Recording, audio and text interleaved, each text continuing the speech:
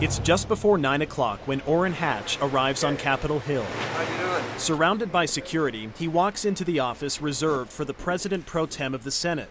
It's one of the perks, being third in line for the presidency. On this particular day, Hatch has already been up for hours at different events. His schedule is packed, roughly 24 items long. I'm in the middle of almost everything that counts around here. We spend 10 hours with him as he checks each item off, one by one. The Senate will come to order. At 9:30, Hatch opens business on the Senate floor, something he does every day as the most senior Republican.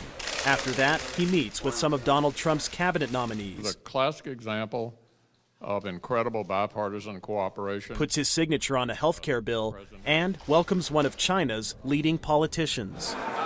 A quick lunch, then it's straight to his other Senate office across the street.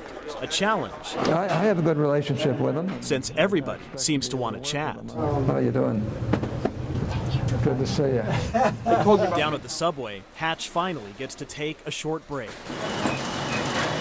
I've been running all day so far. And the day isn't over yet. There's a call coming through.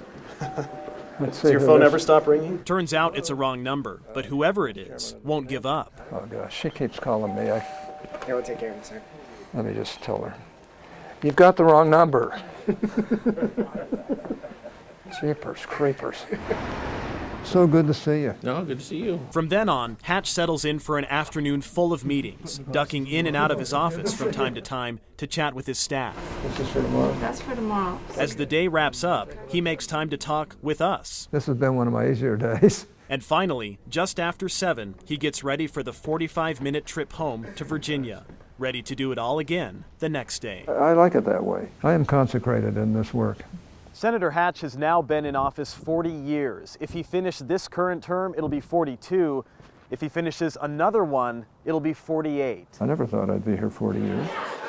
During his last campaign, Hatch promised voters this would be his final term, but he says things have changed. Let me just say this. I've got a lot of people pushing me to do that, to run again. Going for an 8th term, though, would mean breaking his promise. Are you worried about going back on what you said? Yeah, because my word's always been my bond. However, that was not a contract. That was a statement made in the political campaign.